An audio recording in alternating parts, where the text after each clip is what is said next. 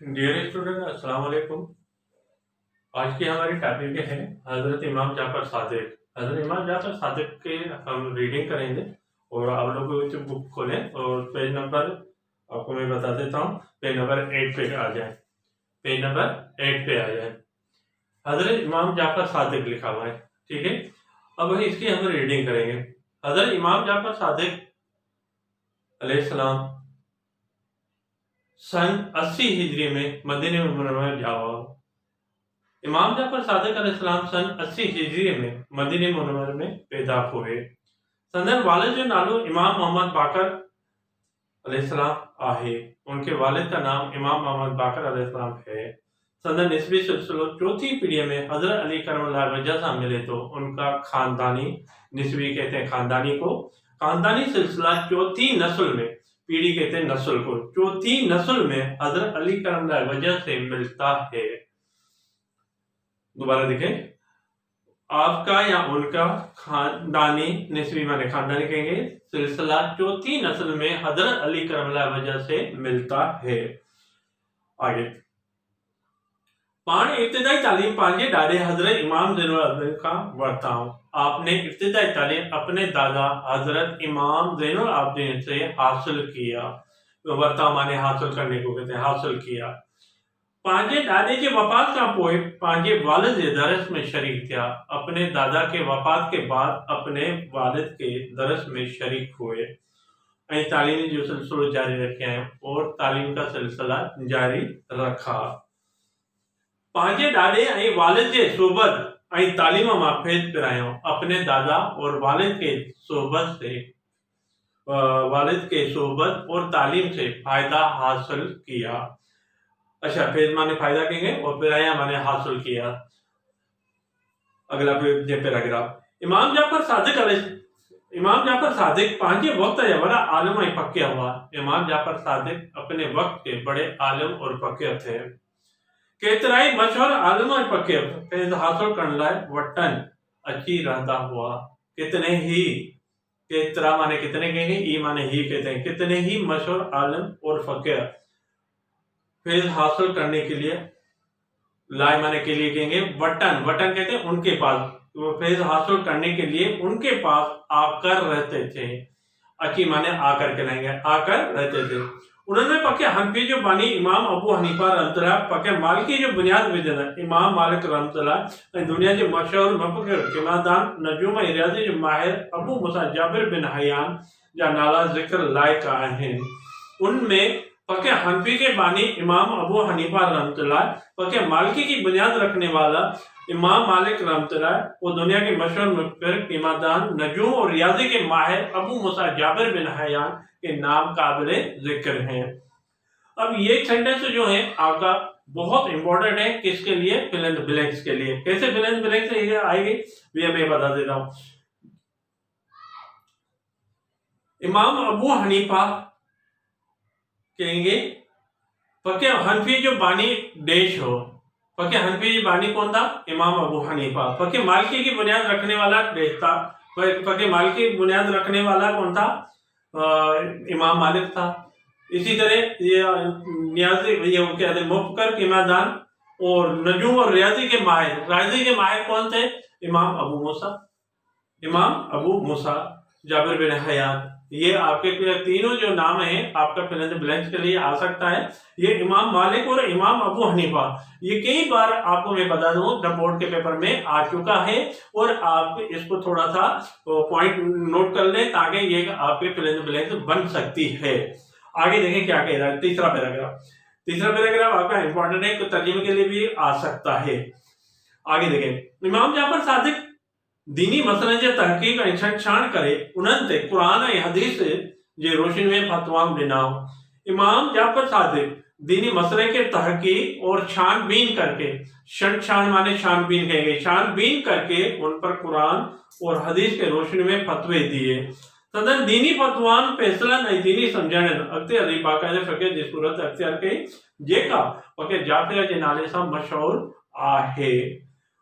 उनके दीनी फतवे, फैसले और दीनी नसीहतें समझाने माने नसीहतें कहेंगे, अक्ति माने आगे कहेंगे, आगे चलकर, हली माने चलकर कहेंगे, समझाने की मीनिंग मैंने क्या बताया आपको बेटा, नसीहतें कहेंगे, और अक्ति माने आगे कहेंगे और हली माने चलकर कहेंगे। अब देखें फैसले और दीनी नसीहतें आगे चलकर बाकायदगी से फकीह की सूरत अख्तियार की, जो फकीह जाफरिया के नाम से मशहूर है।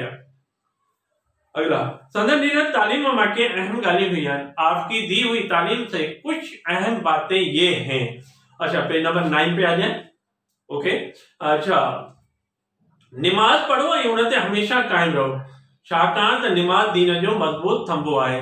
नमाज पढ़ो और उस पर हमेशा कायम रहो, क्योंकि नमाज दीन का मजबूत रुकन है या सुतून है।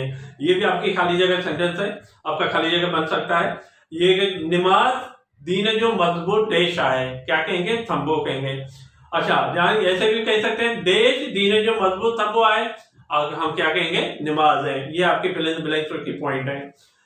अगला पैराग्राफ वेरी वेरी इंपॉर्टेंट, तर्जुमे के लिए भी और ब्लैंक भी इसमें आ सकती है। पहला सेंटेंस जो है आपका ब्लैंक से वेरी वेरी इंपॉर्टेंट है, बोर्ड के पेपर के हिसाब से भी और स्कूलों में जो भी कुछ पेपर होता है उसी में भी टीचर दे सकता है। अब देखें इस पैराग्राफ को, और तर्जुमे के लिए भी आ सकता है। ये पैराग्राफ बहुत इंपॉर्टेंट है। अब आपको मैं रीड करके समझा देता हूं ताकि इसकी मीनिंग क्या है। जेको शख्स बेन लाइ खड्डा खोटे तो वो पाण उन्हें खड्डा में करन दो। जो आदमी दूसरों के लिए गड्ढा खोदता है वो खुद ही उसी गड्ढे में गिरेगा। ये खाली जगह बोर्ड के पेपर में वेरी वेरी इंपॉर्टेंट है और ये बहुत दफा आ चुकी है। यहाँ पे कौन सा लफ्जों के ब्लैंक से बनेगा वो भी मैं बता देता हूँ। ये लफ्ज है जेको शख्स बेन लाइ खड्डा, खड्डा माने जो कहते हैं गड्ढे को, गड्ढा माने खड्डा, और जो होता है तो वो उसको जमीन में जो खड्डा होता है, गड्ढा होता है, उसी को कहेंगे खड्डा। मतलब जो आदमी दूसरों के लिए गड्ढा खोदता है वो खुद ही उसी गड्ढे में गिरेगा। अच्छा, जेको शख्स बेवकूफों की सोबत अख्तियार करे तो उसको जलील थे। तो जो आदमी बेवकूफों की सोबत अख्तियार करता है वो जलील होता है। और जेको शख्स खराब हरकत वेंदो उन लाइ माण्हू चङो ख्याल न कंदा, और जो आदमी खराब जगहों पर जाएगा उनके लिए लोग अच्छा ख्याल नहीं करेंगे। अगला, हमेशा सच ॻाल्हाए कोई उन्हें में नफो बचे या नुकसान। ये भी आपके ब्लैंक बन सकती है। हमेशा सच बोलना चाहिए, फिर उससे नफा पहुंचे या नुकसान। नफा मीन्स फायदा, फायदा पहुंचे या नुकसान। क्या करना चाहिए, हमेशा सच बोलना चाहिए। जेके माण्हू सां मेल मिलाप रखणो हुजे त चङनि माण्हुनि सां रखिजे। अगर लोगों से मेल मिलाप रखना हो तो अच्छे लोगों के साथ रखना चाहिए। ये भी पैराग्राफ आपका इंपॉर्टेंट है। जेकर से लेके उभरे तक आपका ये जो है वेरी इंपॉर्टेंट पैराग्राफ है। ये तर्जुमे के लिए स्कूलों में भी आ सकता है और यह आपका पैराग्राफ क्या कहते हैं बोर्ड के पेपर में भी आ सकता है। अगर लोगों से मेल मिलाप रखना हो तो अच्छे लोगों के साथ रखना चाहिए। रखना चाहिए। फाजिर फासिक मानव का हमेशा दूर रहिए। ये भी ब्लैंक बन सकती है। गुनाहगार, फाजिर माने गुनाहगार कहेंगे, या फाजिर को फाजिर भी कह सकते हैं। फासिक माने धोखेबाज कहेंगे, या फासिक को फासिक भी कह सकते हैं। गुनाहगार और धोखेबाज लोगों से हमेशा दूर रहना चाहिए। ओके, आगे दूर रहना चाहिए। वो माण्हू अहिड़े जबल वांगुर आहिनि जिन्हनि मां न को पानी जो चिशनो तो निकिरे ऐं न वरी मथां कोई वण तो उभरे। वो लोग ऐसे पहाड़ की तरह हैं। जबल माने पहाड़ कहेंगे, वांगुर माने की तरह कहेंगे। वो लोग ऐसे पहाड़ की तरह हैं जिससे न कोई पानी का चश्मा निकलता है और न फिर ऊपर कोई दरख्त उगता है। मतलब माने ऊपर कहेंगे, वण को दरख्त को कहते हैं, उभरे तो माने उगता है।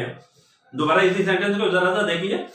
वो लोग ऐसे पहाड़ की तरह हैं जिससे न कोई पानी का चश्मा निकलता है और न फिर ऊपर कोई दरख्त उगता है। वो अड़े जमीन जड़ा है जिन्हनि ते कंहिं भी सले पैदा थियण जी उम्मीद न आहे। वो ऐसे जमीन जैसे हैं जिससे कोई सले पौधे पैदा होने की उम्मीद नहीं है। अच्छा, ये पैराग्राफ आपका कंप्लीट हो गया। अगला पैराग्राफ, हजरत इमाम मालिक रहमतुल्लाह कचहरी में एक दफ़े हजरत इमाम जाफर सादिक जी ॻाल्हि अची निकिती फरमायो था। हजरत इमाम मालिक रहमतुल्लाह की महफिल में, या कचहरी को कचहरी भी कह सकते हैं, महफिल में या कचहरी में एक दफा हजरत इमाम जाफर सादिक की बात आकर निकली। आपने फरमाया कि आऊं जाफर बिन मोहम्मद की खिदमत में जॾहिं बि हाज़िर थींदो हुउसि तॾहिं खेनि हमेशा मुरकंदे ॾिसंदो हुउसि। मैं जाफर बिन मोहम्मद की खिदमत में जब भी हाजिर होता था तब उन्हें हमेशा मुस्कुराते हुए देखता था। मुरकंदे माने मुस्कुराने को कहते हैं। जॾहिं संदन खिदमत में नबी करीम सल्लल्लाहु अलैहि वसल्लम जिन जो ज़िक्र थींदो हो तॾहिं पाण एतिरो मुतासिर थींदा हुआ जो संदन मुंहुं मुबारक ज़र्द माइश थी वेंदो हो। जब आपकी खिदमत में नबी करीम सल्लल्लाहु अलैहि वसल्लम का जिक्र होता था तब आप इतने मुतासिर होते थे जो उनका चेहरा मुबारक फीका हो जाता था, माना चेहरे का रौनक जो है वो चेंज हो जाती थी।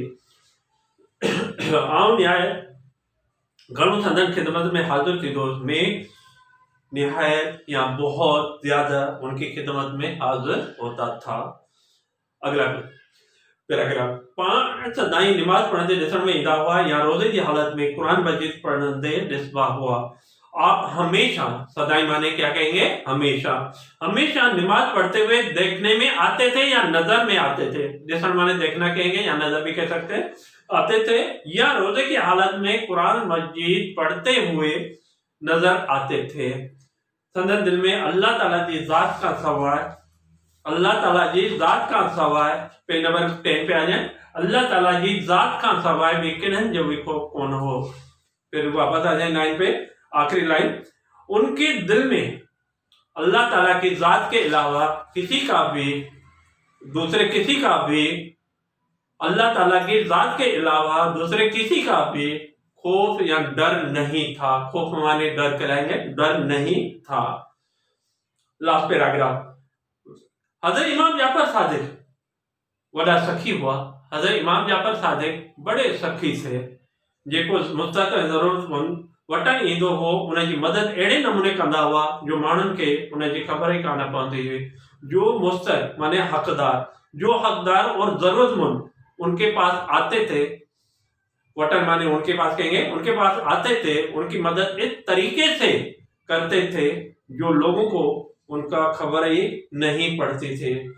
सदन दस्तूर होता जड़े रात जो ऊंदाई थींदी, उनका दस्तूर था जब रात को अंधेरा होता था, जब रात का अंधेरा होता था, ऊंदाई माने अंधेरे को कहते हैं, जब रात का अंधेरा होता था तॾहिं एक टोकरे में मानियूं, गोल ऐं ॿियूं खाधे जूं शयूं विझी त एक टोकरे में रोटियां, मानी कहते हैं रोटी को, रोटियां, गोल, वो दूसरे खाने की चीजें डालकर, विजी माने डालकर कहेंगे, डालकर माने उसमें कोई टोकरे में कुछ ये चीजें रखकर डालकर मदीने मुनव्वर के घेटे में विदा हुआ, मदीने मुनव्वर की गलियों में जाते थे। जरूरतमंदों के विराए दीदा हुआ और जरूरतमंदों को बांट देते थे या तकसीम कर देते थे। वो अमल सदन आखिरी दम तक कायम रहे, वो अमल आपके आखिरी सांस तक कायम रहा। दम माने सांस कहलाएंगे, ये भी आपकी बुलंद बन सकती है। इस्लाम जे इन बुजुर्ग हस्ती सन 148 हिजरी के शुमाल महीने में वफात फरमाई। ये भी वेरी इंपॉर्टेंट सेंटेंस है, ये बहुत इंपॉर्टेंट सेंटेंस है, ये इसको बोर्ड के पेपर में कई बार खाली जगह आ चुकी है। इस्लाम के इस बुजुर्ग हस्ती ने सन 148, उर्दू में क्या कहेंगे, 148 हिजरी के शवाल महीने में वफात पाई या वफात की। ठीक है, यहाँ पे क्या खाली जगह बन सकती है, यहाँ पे शवाल को भी हो सकता है और सन भी पूछ सकते हैं, 148 भी पूछ सकते हैं। अब ये क्या कहेंगे, इमाम जाफर सादिक की डेज महीने में वफात पाई, क्या कहेंगे, शवाल कहेंगे। अच्छा, अगर महीने का नाम पूछेंगे, अगर किस सन में वफात पाई तो फिर हम कहेंगे 148 में। ठीक है, ये आपको याद रखना है। और ये जो मैंने पॉइंट बताई है आपको खाली जगह के, वो भी आपको सही तरह से देखना है। और इस चैप्टर को मैंने रीड करके आपको समझा दिया, पढ़ा दिया और इंशाल्लाह पढ़कर सुनाया है। इंशाल्लाह आपको समझ में आ गया होगा। और आगे जो है आप भी थोड़ा सा टाइम निकाल के इस चैप्टर को थोड़ा सा और रीड कर लेना, ताकि आपको जो लाइन समझ में नहीं आए और जो परेशानी कर रहे हैं उस लाइन को फिर दोबारा पढ़ेंगे तो इंशाल्लाह आपको समझ में आ जाएगा। अस्सलाम वालेकुम वरहमतुल्लाहि वबरकातुहू वस्सलाम।